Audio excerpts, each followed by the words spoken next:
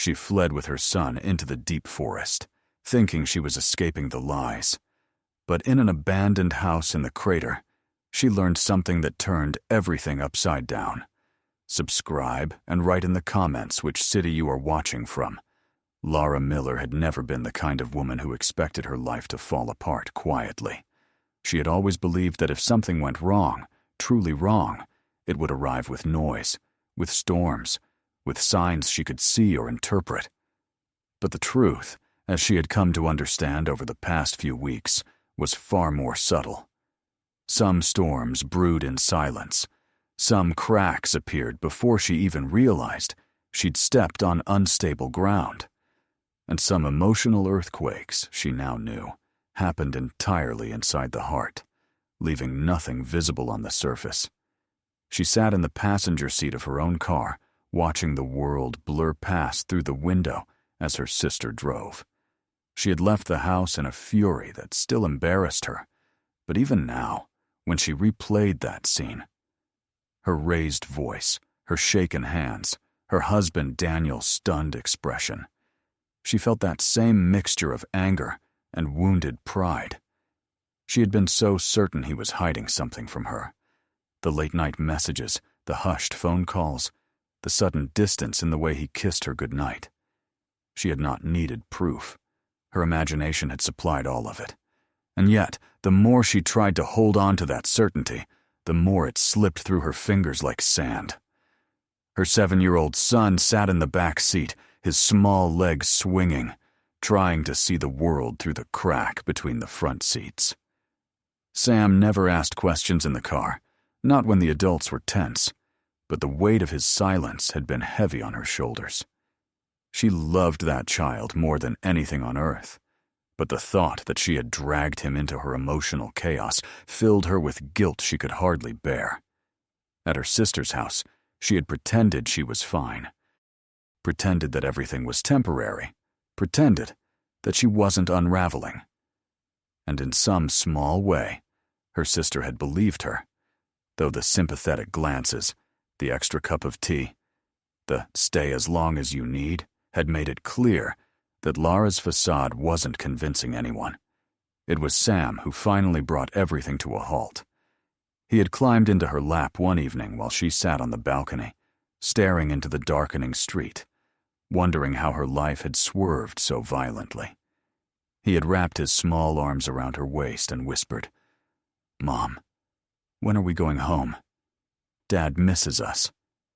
She had wanted to cry then, but she didn't. She had smoothed his hair and told him they just needed a little time away. But the truth carved itself deeper into her heart. She didn't even know what she wanted. She didn't know if she wanted forgiveness or confirmation. She didn't know if she wanted to fight or flee. She only knew she was tired. Tired of assuming. Tired of imagining the worst. Tired of the way fear twisted her love into suspicion. It was in the midst of that exhaustion that the idea of the hike appeared. It wasn't a logical solution, and she knew that. But the thought of the quiet woods, far away from the buzzing phone, the half-opened messages, the echo of arguments in her head, it felt like the only thing that could save her from drowning in her own mind. She told her sister she needed to go away for a while. Not far. Not forever. Just somewhere where the noise couldn't reach her. "Take Sam with you," her sister had said gently. "It'll be good for him too." And Lara, for the first time in weeks, felt a small spark of purpose.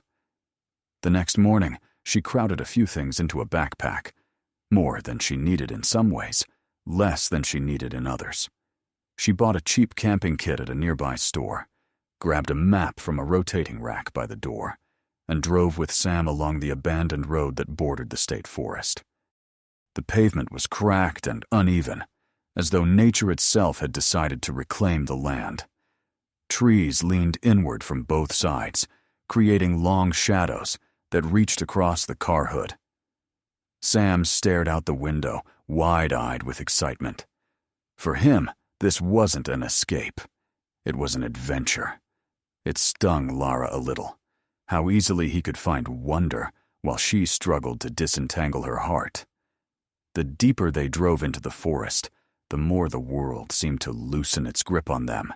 No traffic, no houses, no stores or rest stops. Just trees, endless and silent, towering like guardians. The GPS cut out first, then the cell signal bars vanished altogether. Lara checked her phone once, twice, then tucked it away. A strange mixture of relief and fear settled inside her. When they reached the trailhead she had circled on the map, Sam hopped out of the car with a burst of energy that made her smile despite herself. He grabbed his tiny backpack, the one with a cartoon wolf on it, and studied the path ahead with exaggerated seriousness. "Mom, are we going to see animals?" "Maybe," she said, "if we're lucky." "Are we going to see a bear?" "Hopefully not that lucky." He laughed, and the sound felt like warm sunlight breaking through clouds. They began walking, and for the first hour, the trail was easy enough. The air smelled of pine and damp soil. Birds sang overhead. Sunlight slipped between branches in long golden threads. Lara felt some of her tension begin to unwind. Not all of it, not even most of it, but enough that her breathing became slower, more measured. Sam chattered nonstop about school, about the comic book he'd read last night, about the raccoon they'd seen near the dumpsters earlier that week. His voice, high and light, filled the quiet spaces that would have otherwise become dangerous for Lara's thoughts. She found herself grateful for his chatter. They stopped near a fallen tree for lunch. The forest was alive around them, but peaceful. Sam sat on the log with his legs swinging, biting into a sandwich with exaggerated enthusiasm. Lara watched him with a soft smile, feeling for the first time in days that she could breathe without her chest tightening. "Mom," he said suddenly, his tone shifting. "Yes, sweetheart. I heard Dad on the phone a few days ago." Her hand froze halfway to her mouth. Sam looked at her with a seriousness that didn't belong on such a young face. He wasn't talking to a lady. The words hit her like a stone, heavy and cold. "He was talking to a store," Sam continued, "about something he wanted to order for you. I think it was a necklace. He said it was supposed to be a surprise." Lara stared at her son, the sandwich suddenly tasting like dust in her mouth. She opened her lips to say something, to deny, to question, to ask for more details, but the words wouldn't come. Her throat felt thick, her chest tight. She turned her face away from him slightly, blinking back tears. If what Sam said was true, then she had been wrong, terribly wrong. She had accused Daniel not out of certainty but out of fear. She had let old insecurities, old shadows from her past, crawl back into her heart. And instead of pushing them away, she had let them control her. But she couldn't process that yet. Not here. Not in front of her son. "That's nice of him," she said eventually, her voice thinner than she wanted it to be. Sam didn't seem to notice. He returned to eating, swinging his feet and humming to himself. Lara stared down at her own hands, feeling the weight of guilt settle deeper and deeper, like a stone sinking into water. They resumed their hike in silence, her heart heavier with every step. The forest was no longer peaceful. It was reflective, mirroring every thought she tried to suppress. And yet, as they walked, the forest seemed to pull them onward, deeper, as though guiding them toward something she didn't yet understand. 2 hours later, Sam stopped suddenly. "Mom!" he shouted. "Look!" Lara lifted her head, expecting another squirrel or bird. But what she saw stole the breath from her lungs. The trees ahead thinned out abruptly, and where the forest ended, the ground dipped into a colossal, perfectly circular crater. The earth curved inward in a steep bowl, the sides covered with loose gray soil and scattered rocks. It looked unnatural, as though it had been carved by a giant hand or an immense machine. But that wasn't the most shocking part. At the bottom of that vast crater, small and isolated, stood a house. A simple wooden house with faded paint and a small porch, its roof a muted orange that caught the weak afternoon sunlight. It was like seeing a photograph from another world, something surreal and out of place, something that didn't belong and yet stood there as though it always had. Sam's face lit up with exhilaration. "Whoa, can we go down there?" Lara grabbed his arm instinctively, her heart beating faster. "I don't know, honey." But Sam was already pulling forward, tugging her gently toward the edge. Curiosity stirred inside her, tangled with fear. The house was too strange, too improbable. And yet, the longer she stared, the more something inside her whispered that they hadn't stumbled upon this by accident. It was as if the forest had led them there, as if they were meant to find it. And though Lara didn't know it yet, descending into that crater would change everything: her past, her present, her heart, and the future she wasn't sure she still deserved. From the moment Lara tightened her grip on Sam's hand and stepped closer to the edge of the crater, she felt the shift inside herself. Subtle, almost imperceptible, but unmistakable. She had come into the forest searching for clarity, though she had not yet known what form clarity would take.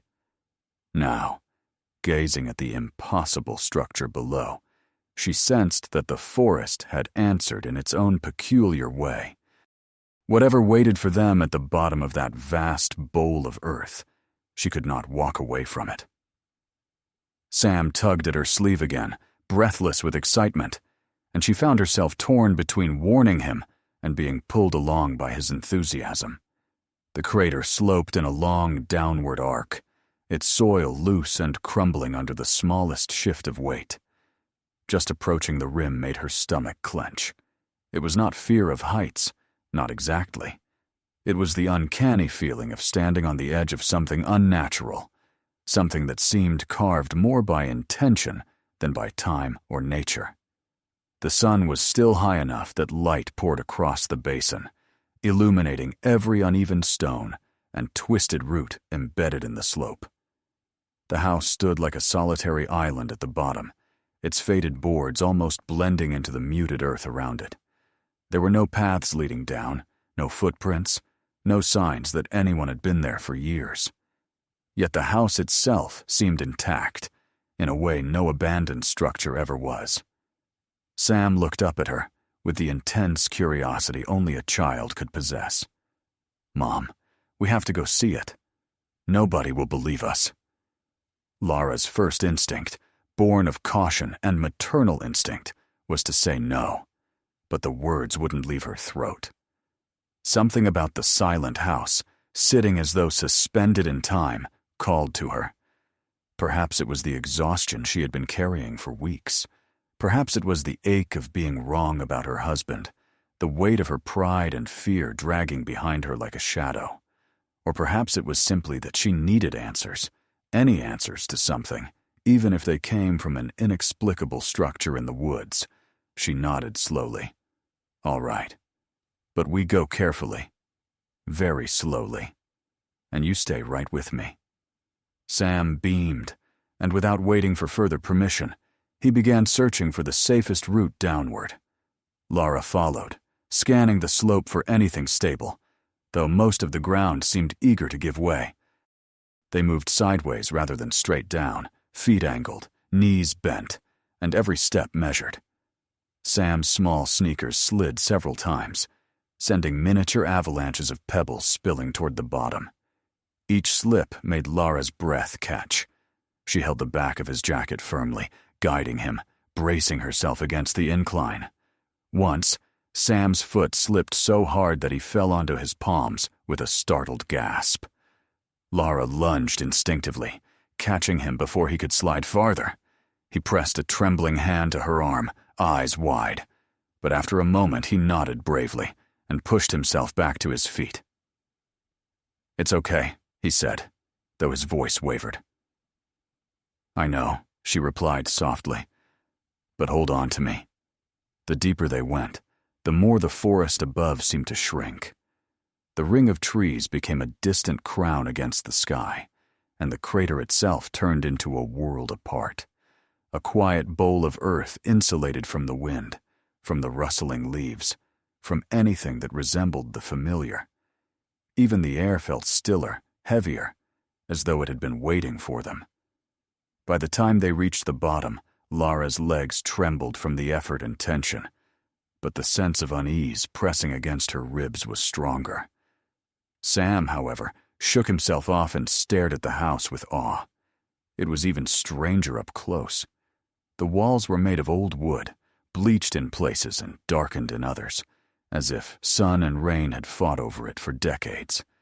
The paint, whatever color it once had been, clung in flakes, leaving gray, splintered streaks. The roof tiles carried the soft orange tone she'd seen from above, but many were chipped or misaligned, as though someone had tried to repair them without proper tools. There was no mailbox, no path, no sign of recent footsteps or tire tracks. Nothing disturbed the thin layer of dust covering the ground around the porch. And yet, nothing about the house suggested true abandonment. It stood too confidently, too deliberately, like a secret that refused to be forgotten. Sam walked toward one of the windows and cupped his hands against the glass. "Mom, it's dark inside. Really dark." Lara joined him, leaning toward the window. Instead of the faint reflection or dim interior she expected, the window was completely black. Not dusty, not curtained pitch black, as if a thick coat of paint or heavy fabric covered it from within. She felt her heartbeat pick up uneasily. "Maybe it's boarded up inside," she said, though even as the words left her mouth, she wasn't convinced. Sam didn't seem frightened. He darted toward the door, his curiosity far outweighing any sense of danger. Lara hurried to catch up, tugging him gently back. "Let me try the door," she said, wanting to place herself between him and whatever might wait inside. She placed her hand on the rusted doorknob. It felt strangely cool, despite the warm day. She twisted slowly, half expecting it to resist, half hoping it would. But it turned with surprising ease.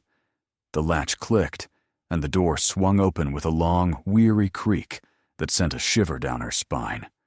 A wave of musty air washed over them. Dampness mixed with the scent of old wood and something faintly metallic. Sam wrinkled his nose, but his eyes glowed with excitement. Lara hesitated on the threshold. She felt as though she were crossing into another time rather than another building. The interior was far dimmer than it had appeared from the outside. Slivers of sunlight seeped through small gaps in the wooden boards, but the room was mostly swallowed in shadow. Lara took a small flashlight from her pack and flicked it on, sweeping its narrow beam across the space. The living room, if it could be called that, was surprisingly intact. A worn rug lay in the center, its pattern nearly erased by time. A pair of slippers sat neatly by the edge of an armchair, as though waiting for someone to step into them. On a small end table beside the chair rested a mug, the surface of the liquid inside reflecting a faint glimmer of light. Lara stepped closer, heart quickening. She leaned in and inhaled. The scent was faint but unmistakable coffee. Not fresh, but not stale either. Coffee that hadn't been there for years. Coffee that might have been poured hours ago. A chill moved down her spine. "Mom," Sam whispered, "how can it still be warm?" "It's not warm," Lara murmured, though she wasn't entirely sure. "But it's not old." She swept her flashlight across the fireplace. Above it hung a simple wooden frame containing a faded photograph. Lara lifted it gently. The image showed two people standing in front of the same house. Only it looked different, newer, standing on flat, open land, surrounded by trees, not sunken in a crater, not decayed. A knot of confusion tightened in her chest. "Mom, look!" Sam darted toward a small wooden horse on the shelf. This toy is old. Really old. Lara barely heard him. Her eyes stayed fixed on the photograph. Questions crowded her mind, none with answers. Why was the house moved? Who were these people? Where were they now? And then, something shifted. A quiet thump from upstairs, soft but distinct, like a footstep muffled by thick walls. Lara froze. For a moment she thought she had imagined it, but Sam's eyes widened as he stared at the ceiling. Mom, somebody's up there? Lara's skin prickled. She tightened her hold on the flashlight, instinctively stepping in front of her son. Maybe it's an animal, she whispered, though doubt filled her voice. Or something fell. No, it was walking. Sam's certainty made her stomach twist. She forced herself to breathe. They had come this far. They couldn't turn back now. Not without answers. Not without understanding this place. Stay close, she said, taking Sam's hand again. They moved deeper into the house, exploring each room with painstaking caution. Every space carried contradictions, dust mixed with fresh objects, decay mingling with signs of recent activity. A plate on the table held half a sandwich, yet the cloth beneath it had stiffened and wrinkled with time. A fruit bowl contained firm apples, but was coated in a thin layer of webbing. None of it made sense. At the back of the kitchen, where an old pantry should have been, Sam tugged on a small door. Mom, this one's different. Lara approached, her pulse drumming in her ears. She pulled the door open slowly, expecting shelves, jars, maybe more dust. Instead, the door revealed a narrow stone chamber. A tunnel of jagged rock yawned beyond it, carved by hand into the earth behind the house. A cold draft rolled out, carrying with it a metallic scent that made the hairs on her arms rise. Sam's voice trembled with awe and fear. Where does it go? Lara didn't know. But as she stared into the rough-hewn darkness, she sensed that whatever lay beyond those steps would unravel the mystery that had pulled them here. Something deeper than the crater, older than the house, something hidden deliberately, perhaps desperately. She swallowed hard. We'll have to find out. The flashlight beam quivered slightly as she lifted it. Sam moved closer, clutching her arm. The whole house seemed to hold its breath, as if waiting for what would come next. And with that, Lara stepped into the tunnel. Not the slightest idea how profoundly her life would change by the time she emerged. The air inside the stone passage felt entirely different from the air in the house behind them. It was colder, denser, almost metallic in a way that made Lara's breath tighten in her chest. The silence inside the narrow throat of rock seemed alive, as if the walls held memories of every person who had ever walked through them. For a moment, she hesitated at the threshold, her flashlight trembling faintly in her hand. Sam stood so close behind her, she could feel his small breaths fluttering against the back of her jacket. This was the first time since leaving the car that he seemed truly afraid, and the weight of his reliance pressed against her ribs. She took a careful step forward, then another, her shoes scuffing softly against the uneven stone floor. The carved stairs rose at a slow incline, rough and primitive, each step uneven in height and width. It looked as if someone had carved them one by one, using nothing more than determination and crude tools. Lara moved slowly, pausing each time she felt Sam wobble behind her. She kept her free hand on the wall, its texture gritty and cold beneath her fingers. "Mom," Sam whispered, his voice thin. "Do you think someone's up there?" She wanted to lie, wanted to reassure him with something comforting, something purely maternal and protective. But in this tunnel of earth, with the darkness pressing on them like a second skin, honesty felt necessary. "I don't know, sweetheart," she murmured. "But we'll stay together. And we'll be careful." Sam nodded, though she could hear the tremor in his breath. Her own heart thudded too loudly in her chest, each beat echoing in her ears. They continued their slow ascent, the light from her flashlight bouncing along the stone walls and deepening their shadows. Halfway up the tunnel, Lara paused. Something about the air changed. It wasn't a sound, more like the absence of sound, a sudden stillness that prickled the back of her neck. She tightened her grip on the flashlight. Sam sensed it too. He clutched her arm, his small fingers digging into her sleeve.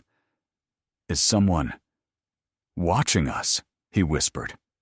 Before Lara could answer, she forced herself to call out, her voice unstable but steady enough to carry through the passage. "Hello? We're not here to cause trouble. If someone can hear me, we're just hikers. We don't want to hurt anyone." Her voice rattled off the rock walls, traveling upward into the unseen darkness. For a moment, nothing answered. She felt Sam hold his breath. Then a voice drifted down to them. Soft, trembling, but human. "Only if you promise." The words echoed strangely, repeating themselves as if the earth itself wanted to be sure they heard. Lara froze, ice sliding down her spine. Sam buried his face briefly against her arm before lifting his head again, with wide, frightened eyes. The voice had not sounded threatening. It had sounded lonely, fragile. Lara swallowed, steadying her breath. "We promise," she called, quieter this time, the words catching slightly on her tongue. "We're not here to hurt anyone." Silence stretched between them again, long enough that Lara wondered if she'd imagined the voice entirely. Then, at last, "Come up, then." Slowly. Lara squeezed Sam's hand and whispered, "It's going to be all right." Whether she believed it or not didn't matter. Her son needed to hear it. They continued upward, each step pressing them deeper into the unknown. The tunnel widened slightly as they neared the top, the air becoming warmer, tinged with the faint scent of wax. The halo of dim orange light reached them before the chamber itself did. And then, as the staircase curved one last time, the space opened up before them. The chamber wasn't large, no bigger than a modest living room, but it had clearly been shaped by human hands. The walls, smoothed more carefully here, were carved into gentle arcs. A small wooden table stood at the center, upon which 2 candles flickered, their flames dancing in the still air. A narrow bed with a patchwork quilt rested against one wall, and a handmade shelf containing a few books and jars leaned against another. Everything was clean, though simple, lived in, though sparse. And standing near the far end of the chamber were 2 figures. An elderly woman with silver hair tied back in a loose braid and steady, tired eyes watched them with cautious curiosity. Her clothes were worn patched trousers, a faded sweater, boots scuffed from years of use. Her thin hands rested at her sides, though tension stiffened her posture. Beside her stood a man slightly taller, equally weathered, his beard streaked with gray, and his shoulders broad despite his age. His eyes were sharp but not unkind, and his hands large, toughened from years of physical labor, were relaxed at his sides. The man spoke first, his voice gentle. "You came a long way to find us." Lara felt her breath catch in her throat. These were the people from the photograph. The same faces, older now, carved by time and solitude. The photograph had shown them frozen in a moment of warmth and sunlight, standing in front of the house, when it still sat proudly in a forest clearing. Seeing them now, in the flickering candlelight of an underground chamber, felt like stepping into a past that had stubbornly kept breathing. Sam pressed himself against Lara's side, but his fear was softened by fascination. Lara rested her hand on his shoulder protectively. "We didn't mean to intrude," Lara said quietly. "We found your house. We thought it was abandoned." The woman exchanged a glance with her husband, then stepped forward with a soft smile. "My name is Helen," she said. "And this is my husband, Marcus." Lara introduced herself and Sam, her voice steadier now. Marcus nodded politely, his gaze lingering on Sam with a gentleness Lara hadn't expected. He gestured to a pair of wooden stools near the table. "You both look like you've had a hard climb. Please sit. There's no danger here, as long as you meant what you said." "We did," Lara said. "We promise." Helen observed Lara closely, as though inspecting not her words, but her heart. Whatever she found in Lara's eyes seemed to put her at ease. She took a seat on the edge of the bed, while Marcus leaned against the far wall. "You must have a great many questions," Helen said softly. Lara hesitated before whispering, "Why are you here? Why is your house down there?" The couple exchanged another look, one filled with old pain and the weight of choices that could not be undone. Helen took a slow breath and began. "Decades ago, this land belonged to us. We built our house by hand. It wasn't much, but it was ours. We lived simply, quietly, away from the noise of the world." Her eyes glimmered faintly in the candlelight. "Then the corporation came," Marcus continued, his voice firmer.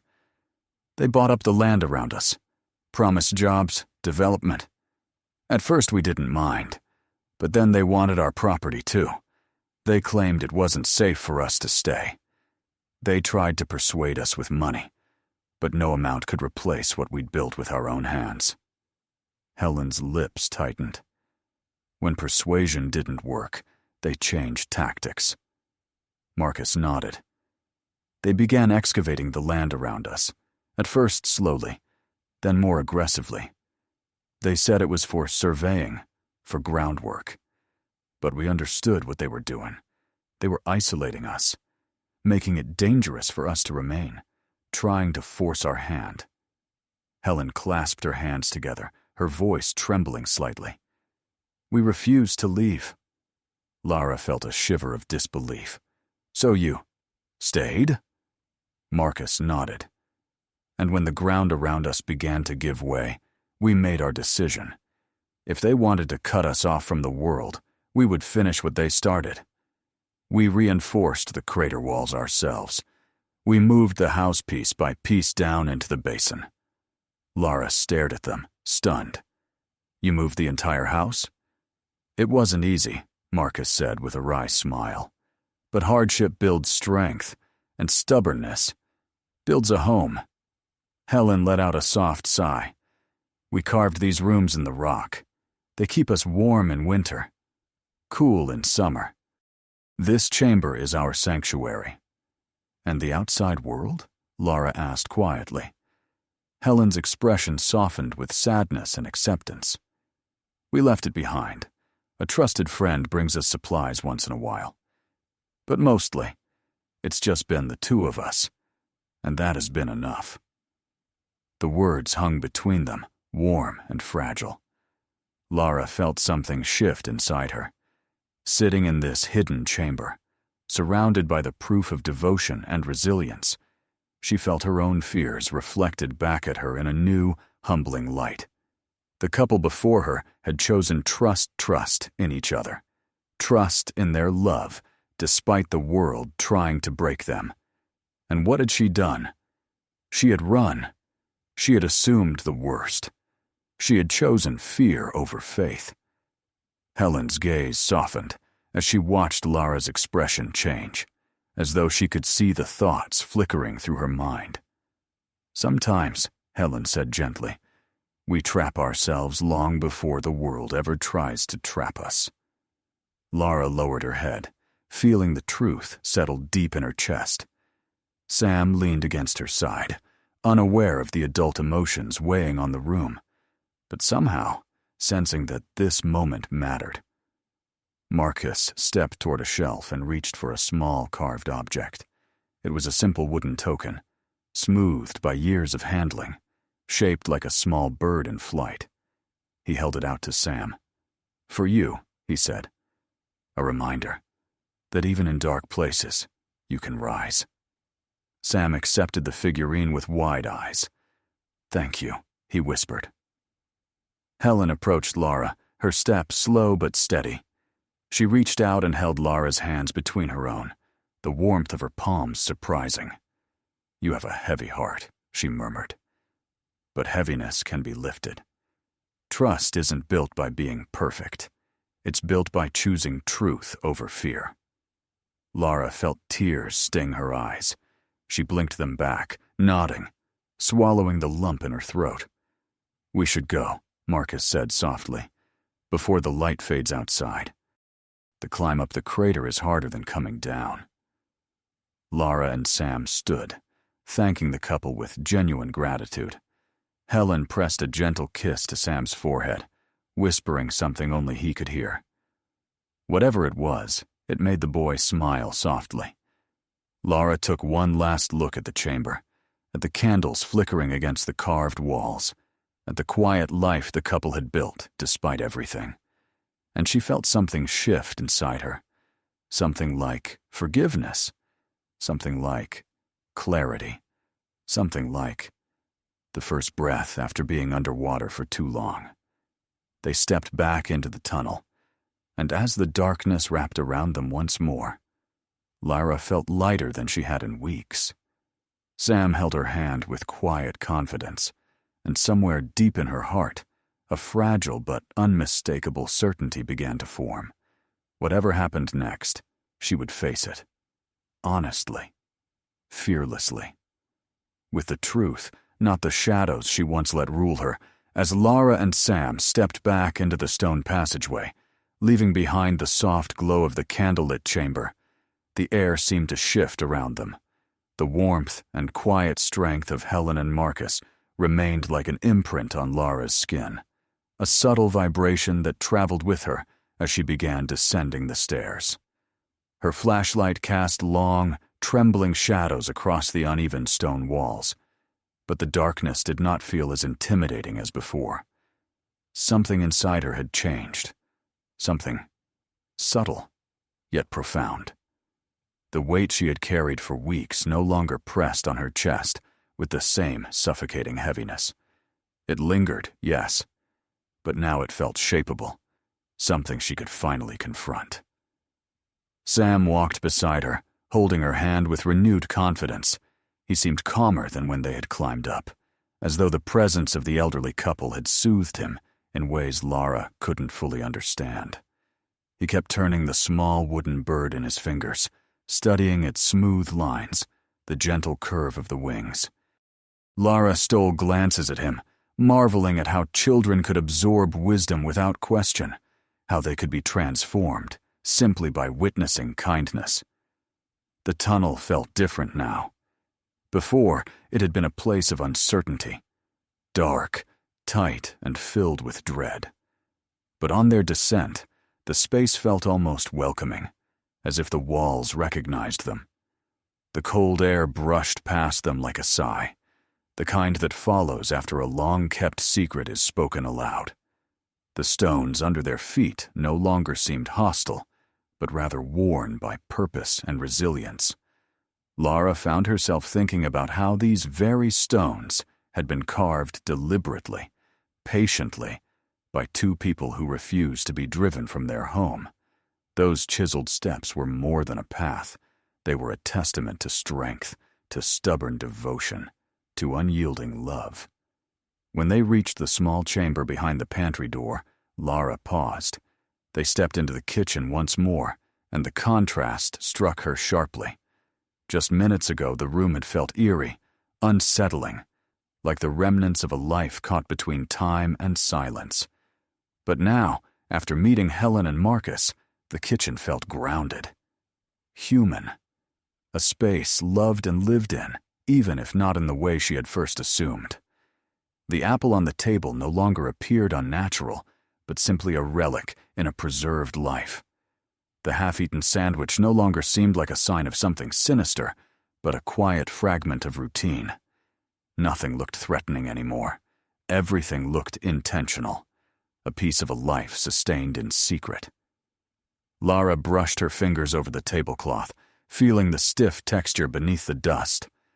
In another context, she might have felt a pang of sadness at how the room sat suspended in time.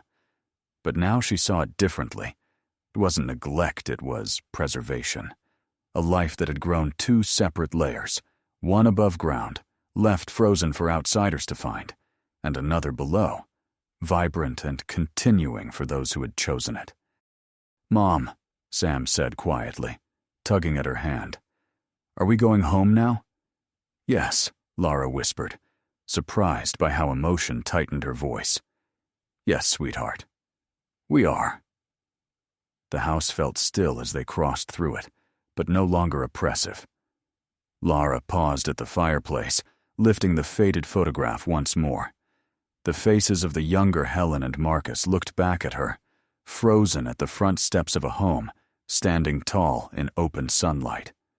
That house no longer existed in that form, yet the soul of it remained alive, hidden, carved into stone, nurtured by love. Lara returned the photograph gently. Something inside her whispered that she understood now, that running away from fear only drove her deeper into loneliness.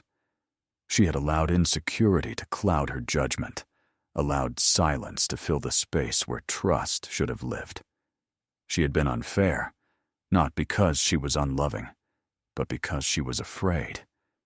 And she was tired of being afraid. She guided Sam through the doorway and into the crater's open bowl. The sunlight had shifted since their descent.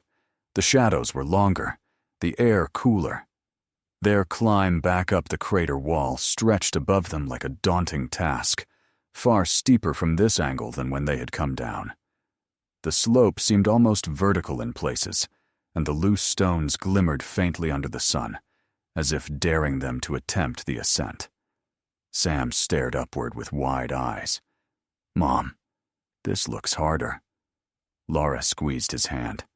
"It is harder, but we'll do it together." They approached the incline slowly. Lara tested the ground with her foot, searching for the most stable foothold. The earth shifted beneath her slightly, unsettling her balance. She planted her hands to steady herself, feeling the grit press into her palms. Sam moved beside her with careful steps, mimicking her movements. For a moment, the two of them were simply climbing. Mother and son, side by side, no fear, no rush. As they progressed, the climb grew more challenging. The earth crumbled under even the smallest shift, forcing Lara to adjust her angle, sometimes leaning forward to grasp jagged roots, sometimes reaching back to help Sam maintain his grip. She heard his breath quicken with effort, but he didn't complain. His determination warmed her, bolstered her, and in a strange way it gave her strength. Once, she slipped slightly, her foot sliding down a few inches. Sam grabbed her arm with a gasp. "Mom!" "It's okay," she said quickly, though her heart thudded from the jolt. "I just need to go slower." Sam nodded, looking braver than she felt. They climbed for what felt like hours, though it was likely only minutes stretched by labor and intent. With each step upward, Lara felt the symbolic weight of each movement. Every push forward was a decision, every grip an act of faith in herself, every breath a reminder that she did not have to remain stuck in the shadows she had created in her mind. When they finally reached the rim, Lara pulled herself up onto the forest floor with a deep, exhausted breath. She lay back briefly, feeling the solid earth beneath her. The forest canopy swayed gently overhead, the breeze tugging at her hair. Sam scrambled beside her and flopped onto the ground, panting dramatically. "We made it," he said, beaming despite his exhaustion. Lara smiled, brushing a hand through his hair. "We did." Sam rolled onto his stomach and peered down into the crater. The house looked impossibly small from that vantage point, almost like a miniature model placed in the center of some silent diorama. The crater itself appeared deeper, darker, more foreign than when they had first stumbled upon it. But something inside Lara shifted. She no longer saw it as a place of fear, but as a place of truth, a place that held up a mirror to everything she had been avoiding. "Mom," Sam said quietly after a moment. "Do you think they'll be okay down there?" Lara looked at him, seeing in his young eyes the first trace of compassion that would shape him for years to come. "Yes," she said softly. "They will be okay. They've lived their life the way they chose. And we were lucky to meet them." Sam nodded thoughtfully and let his gaze drift to the trees again. Lara sat up slowly, brushing soil from her palms. The forest seemed brighter now, as though the world had shifted subtly back into balance. Their return journey through the woods was quieter than before. Sam walked slightly ahead sometimes, stepping confidently over branches and stones, his wooden bird swinging from his fingers. Lara followed, absorbing the serenity that surrounded them. She noticed details she had ignored earlier: the subtle curve of the path, the gold streaks of light filtering through leaves, the rhythm of the breeze brushing through the treetops. It felt like the forest had wrapped them in a cocoon, leading them gently back toward the world they had left behind. With every passing moment, Lara felt her thoughts returning homeward. The guilt she carried still pulsed within her, but it was no longer a paralyzing force.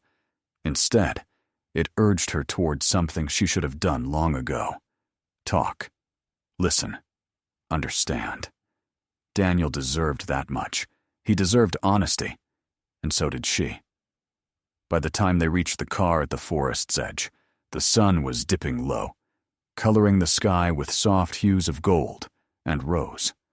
The quiet hum of insects welcomed them back to the world of ordinary concerns and familiar rhythms. Sam climbed into the back seat, clutching his carved bird. Lara sat behind the wheel without starting the engine yet. Instead, she rested her forehead against her hands and inhaled deeply. She pulled out her phone and checked it instinctively. No signal yet. She started the car and began driving along the same cracked road that had brought them there. The moment they reached a stretch with a faint signal, her phone buzzed to life. Dozens of missed calls and messages flashed across the screen, all from Daniel. Her heart tightened as she read the first few notifications. Concern, worry, apologies. Pleas for her to call back. She pulled the car onto the gravel shoulder and parked. Sam looked up curiously, but she smiled to reassure him. Then, with trembling fingers, she pressed Daniel's contact. He answered on the first ring. "Lara? Lara, are you there? Please, please, tell me you're okay." His voice cracked with a mixture of relief and fear, and for the first time in weeks, Lara truly heard him. Not the imagined stranger she had built in her mind, but the man she had loved for years. "I'm here," she said quietly. "I'm okay.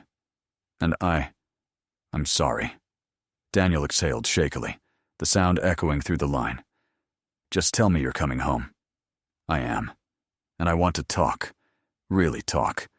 I think I owe you that." He didn't speak for a moment. When he finally did, his voice was soft and full of something like hope. "I'll be waiting." Lara ended the call, her heart full and trembling.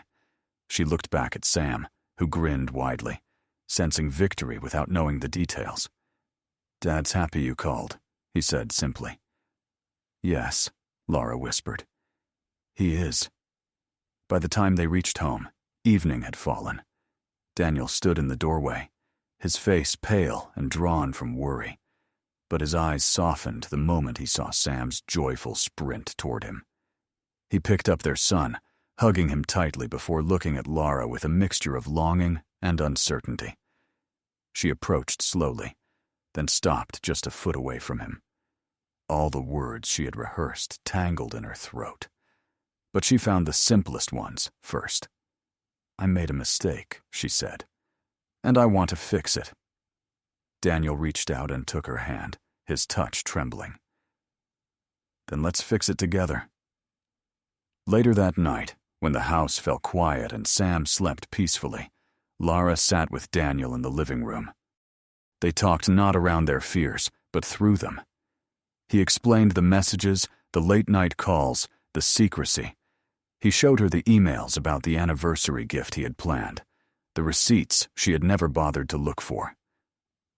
And Lara apologized, not just for the fight, but for letting fear dictate the story she had chosen to believe. When she finally lay in bed beside him, she felt a sense of relief, unlike anything she had known in months. It was as though she had climbed out of her own crater, leaving behind the shadows and stepping into the world again, choosing trust over fear. As she drifted to sleep, her last thought was of the silent house in the forest, standing quietly in the pit of earth. It did not need the world above to thrive. It had found strength in its hidden place, shaped by hands that refused to give up. And she wondered if maybe that was the lesson she was meant to find all along. That love, like a hidden home carved into stone, survived when nurtured, endured when protected, and healed when it was chosen anew. The forest had given her a secret, not one she needed to keep from the world, but one she needed to keep inside herself. That sometimes, to rise again, you must first descend somewhere dark and quiet and rediscover the truth waiting inside you. And in that truth, Lara finally found her way home. If you enjoyed this story, hit subscribe and share this video, and check out the next videos on the channel. Your next story is waiting.